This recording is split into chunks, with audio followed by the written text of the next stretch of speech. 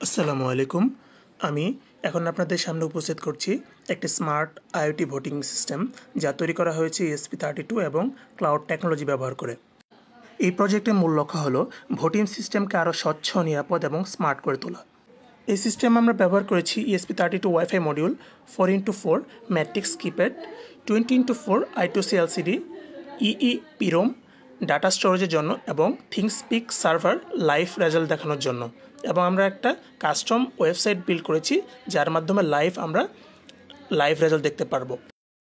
এখন আমরা দেখব কিভাবে এই মেশিনের মাধ্যমে আমরা ভোট দিতে পারি। ভোট দেওয়ার জন্য আমাদের 1 প্রেস করতে হবে।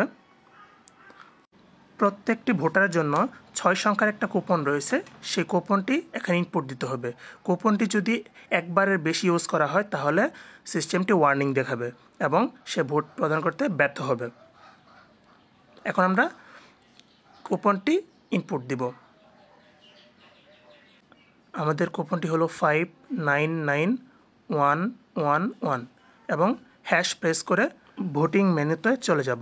দেখতে পাচ্ছি প্রেসিডেন্টের জন্য 2টা ক্যান্ডিডেট, সামি এবং তৃষা। আমরা 1 প্রেস করি তাহলে সামি হবে এবং 2 প্রেস করলে তৃষাতে যাবে।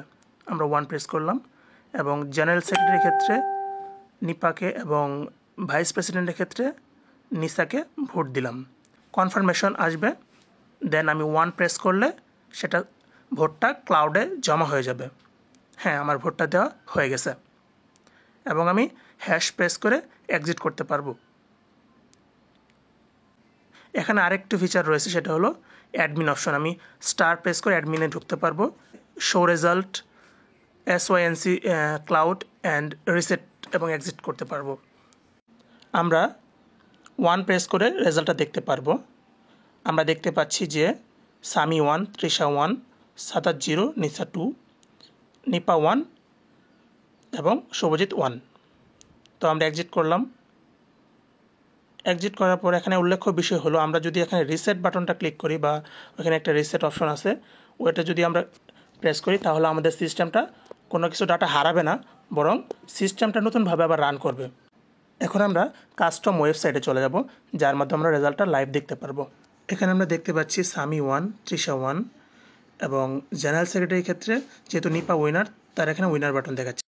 এই প্রজেক্টটি বাংলাদেশের নির্বাচন ব্যবস্থায় আমূল একটা পরিবর্তন আনবে এবং স্বচ্ছ, জবাবদিহিতা এবং স্বনির্ভর বাংলাদেশ তৈরিতে মুখ্য ভূমিকা পালন করবে। ধন্যবাদ সবাইকে।